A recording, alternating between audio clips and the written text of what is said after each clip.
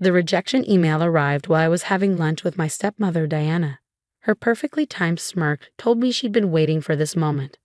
"Oh dear," she said, dabbing her lips with an expensive napkin. "Was that another rejection? That's the third company this week, isn't it?" I kept my face neutral as I read the email. The same polite phrasing I'd seen dozen times now. "While your qualifications are impressive, we decided to pursue other candidates." "Fifth company, actually," I corrected her, putting my phone away. "But who's counting?" My name is Olivia Chen, and at 28, I was watching my stepmother systematically destroy everything my father had spent his life building, including my career. Diana's smile widened. "You know, if you just accepted my offer to work at Chen Industries in a suitable position, none of this would be necessary." By suitable position, she meant a meaningless role where she could keep me under her thumb. After my father's death 6 months ago, Diana had made it clear that while she'd inherited control of the company, she expected me to know my place. "I prefer to earn my positions," I said, taking a sip of water. "But then we have different views on that, don't we?" Her eyes narrowed. Diana had been my father's secretary before becoming his second wife 3 years ago. The ink on their marriage certificate had barely dried before his mysterious heart attack. "Careful, Olivia," she warned, her voice honey-sweet but her eyes cold. "That sharp tongue of yours is exactly why you can't find work. No one wants to hire someone with attitude problems." She wasn't even trying to hide it anymore. Diana had spent the last 6 months using my father's connections to blacklist me from every major company in the finance industry. Her message was clear: submit to her authority at Chen Industries or watch my career disappear. What Diana didn't know was that I'd seen this coming. My father, Christopher Chen, hadn't built one of the most successful investment firms in the city by being naive. He taught me everything he knew, including how to prepare for betrayal. "You're probably right," I said, standing up. "Thank you for lunch, Diana. Always illuminating." As I walked out of the restaurant, I could feel her satisfaction radiating behind me. She thought she had me cornered, desperate. Just another trust fund kid who'd never learned to survive without daddy's money and connections. But my father had taught me so much more than she knew. I caught a cab to the small apartment I now called home, a far cry from the penthouse where I'd grown up. But it served its purpose. Diana thought she'd humiliated me by freezing my accounts and forcing me to downsize. She didn't realize I'd chosen this place specifically for its proximity to the city's financial district. Inside, I went straight to my home office, a converted walk-in closet with a desk, laptop, and walls covered in financial data. This was where I'd spent the last 6 months, watching Diana's every move at Chen Industries. My phone buzzed, a text from Marcus, my father's former head of security. She bought it. Board meeting scheduled for Friday. I smiled, thinking about the seeds I'd been carefully planting. Anonymous tips to board members about questionable transfers. Whispers about Diana's rapid changes to company policy. Questions about the unusual circumstances of my father's death. Diana was smart, but she'd made one crucial mistake. She thought my father had taught me about finance only in the office, during business hours. She didn't know about our late-night strategy sessions, the weekends spent discussing market psychology, the lessons learned over chess games and dim sum. Most importantly, she didn't know about Project Phoenix. I opened my laptop and pulled up a secure folder. Inside were documents my father had prepared in the months before his death. Evidence of Diana's manipulation, records of her secret accounts, proof that she'd been selling company secrets to competitors. But the real treasure was a series of shell companies he'd helped me set up years ago. On paper, they were small investment firms spread across different countries. In reality, they were a network designed to acquire controlling interests in key companies without drawing attention.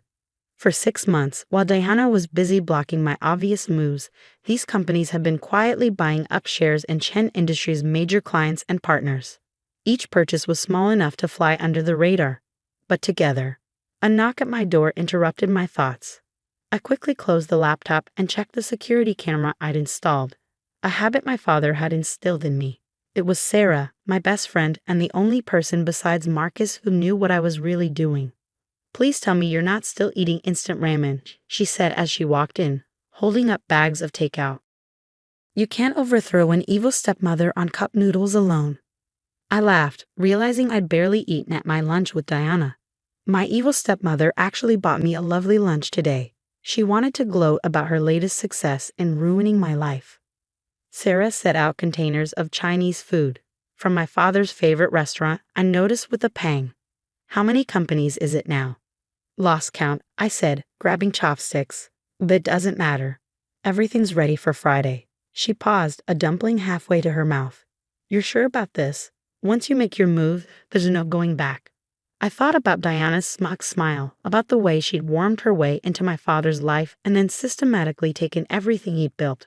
I thought about the questions the police had dismissed about his death, about the medical reports that didn't quite add up. Unsure, I said firmly. Dad didn't just teach me about business, Sarah. He taught me about justice, about protecting what matters. She nodded, understanding in her eyes. Sarah had known my father since we were kids in boarding school together. She'd seen firsthand how he balanced fierce business acumen with genuine compassion. Tell me the plan again, she said, settling onto my small couch. I want to make sure we haven't missed anything. I pulled out my laptop and brought up a complex diagram of company relationships. It starts with Western Capital. Western Capital was Diana's pride and joy, her first major acquisition as CEO of Chen Industries. She pushed the deal through over objections from the board, claiming it would diversify our portfolio. What she didn't know was that Western Capital was already compromised. Through my shell companies, I controlled enough of their debt to force a restructuring. When I called in those debts on Friday, it would start a domino effect that would ripple through all of Diana's recent acquisitions. The board meeting is at 10 a.m., I explained. Diana will be presenting her grand vision for the company's future. But at 9:45, the first reports of Western Capital's financial irregularities will hit the news. Sarah whistled low. And you're sure about your timing? I nodded. Marcus has everything set up. When Diana tries to deny the problems, he'll accidentally project proof of her own involvement on the boardroom screen. Every questionable deal, every secret payment, every connection to Western Capital's troubles. And then, I said, pulling up another document, the board learns about my shell companies, about how they own not just Western Capital's debt, but controlling interests in half of Diana's pet projects. They'll realize that while she was busy playing CEO, someone else was quietly becoming kingmaker. Sarah was quiet for a moment, processing. Your dad would be proud, not just of the plan, but of how you've handled everything. I felt tears prick at my eyes but blinked them away. Now wasn't the time for emotions. Sometimes I wonder if he knew, about Diana, about what she was planning. The way he prepared me taught me to look beyond the obvious. Of course he knew, Sarah said softly. Your dad didn't trust easily, especially after your mom died. He must have seen something in Diana that worried him. I thought about the last conversation I'd had with my father just days before his death. We'd been in his office late at night, playing chess like we always did. Remember, Olivia, he'd said, moving his knight into position. The most dangerous moves often look like mistakes to your opponent. Let them think they've won, and they'll never see the real threat until it's too late. At the time, I thought he was just teaching me chess strategy. Now I wondered if he'd been preparing me for exactly this moment. A notification popped up on my laptop, another email from a company rejecting my application. But this time, instead of frustration, I felt only determination. Diana thought she was winning, thought she'd stripped me of everything that mattered. She didn't understand that my father's real legacy wasn't his money or his company. It was everything he'd taught me about patience, strategy, and justice. Friday was coming, and with it a lesson Diana would never forget. Friday morning dawned clear and cold. I stood in front of my mirror, adjusting the suit I hadn't worn since my father's funeral. Today it felt like armor. My phone buzzed with a text from Marcus. Everything's in place. Board members arriving early. She suspects nothing. I took one last look around my small apartment, at the financial charts covering the walls, the empty takeout containers from late-night planning sessions, the chess set positioned exactly as my father had left it in our last game. After today, everything would change. The cab ride to Chen Industries felt surreal.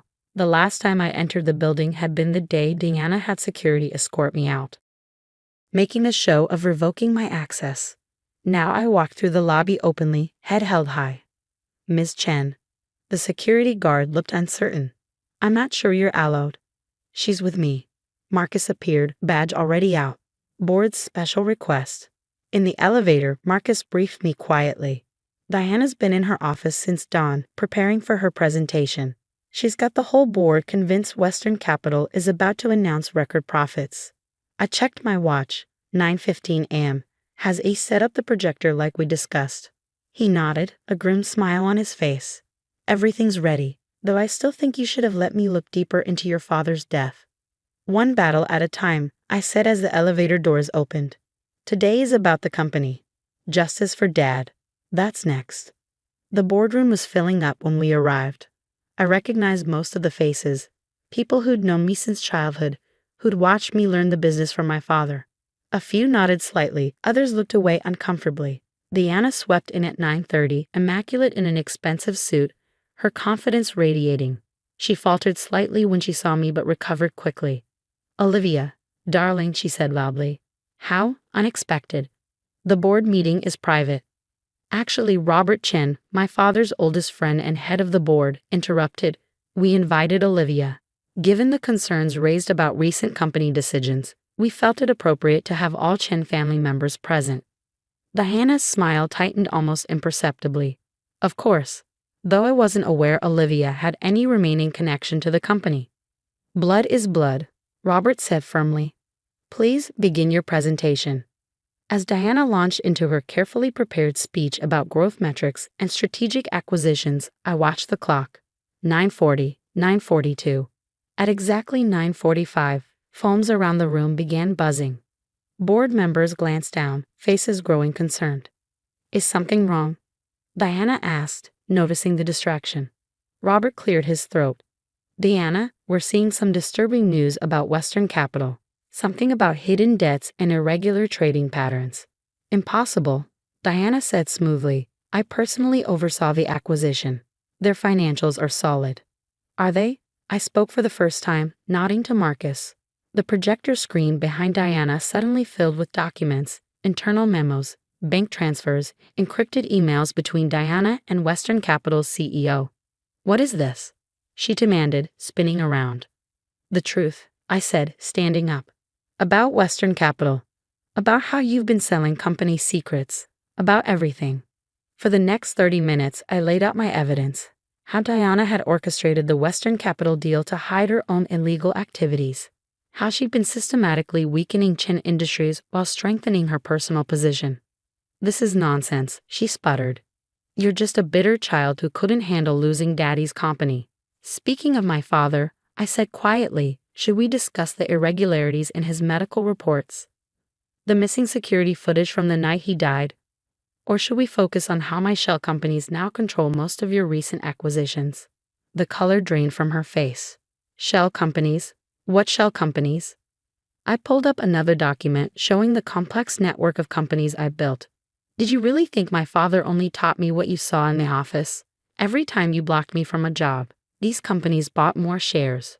Every time you flaunted your power, you were actually helping me gain control." The boardroom erupted in chaos. Board members demanded explanations. Diana tried to deny everything, but the evidence was overwhelming. "Mrs. Chen," Robert said heavily, "in light of these revelations, the board is calling for an immediate vote of no confidence." "You can't do this," she hissed. "I'm Christopher's widow. And I'm his daughter," I cut in. "The daughter he spent years preparing for exactly this moment. Check your contracts, Diana. Really check them.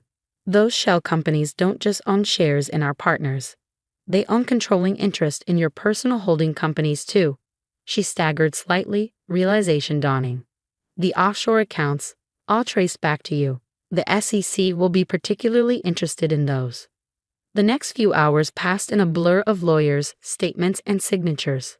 Diana was removed as CEO, pending criminal investigation. The board appointed me interim chief executive, with Robert as special advisor. By sunset, I was sitting in my father's old office, my office now, looking out over the sea. The chess set he kept on his desk was exactly as I remembered it. Sarah found me there, 2 glasses of champagne in hand. "Your dad would be popping champagne right now," she said, handing me one. His daughter, not just beating them at their own game, but creating a whole new one. I smiled, thinking of all his lessons. The game's not over yet. There's still the question of his death. One battle at a time, remember? She clanked her glass against mine. Today was about taking back what's yours. Tomorrow we get justice. A knock at the door interrupted us. Marcus, with a stack of files. Found these in Diana's personal safe, he said. Thought you might be interested. The files contained everything. Proof of Diana's long game, her manipulation of my father, and most importantly, evidence of what really happened the night he died. Well, Sarah said, looking at the files. Looks like tomorrow came early. I picked up the queen from my father's chess set, remembering his words about letting opponents think they'd won. Diana had thought she was playing chess while I was playing checkers. She never realized we were playing an entirely different game. You know what Dad always said about chess, I told Sarah, setting the queen back in its place. The queen might seem like the most powerful piece, but it's how you use your pawns that really wins the game. As if in answer, my phone buzzed with a news alert. Chen Industries stock soars under new leadership. Former CEO faces criminal charges. I looked around the office, at my father's books still lining the walls, his favorite painting hanging behind the desk, the city lights twinkling beyond the windows. Diana had tried to erase every trace of him, but his real legacy was never in these things. It was in the lessons he taught me, the strength he'd helped me find. Tomorrow would bring me challenges. There would be companies to rebuild, partnerships to restore, and yes, justice to pursue for my father's death. But tonight, sitting in his chair, I felt at peace for the first time since losing him. To Dad, I said, raising my glass. To Dad, Sarah echoed. And to the daughter who proved that the smartest player isn't always the one making the most noise. Outside my office, Chen Industries hummed with renewed energy. Employees who'd been afraid under Diana's leadership walked taller now. The fear was gone, replaced by hope.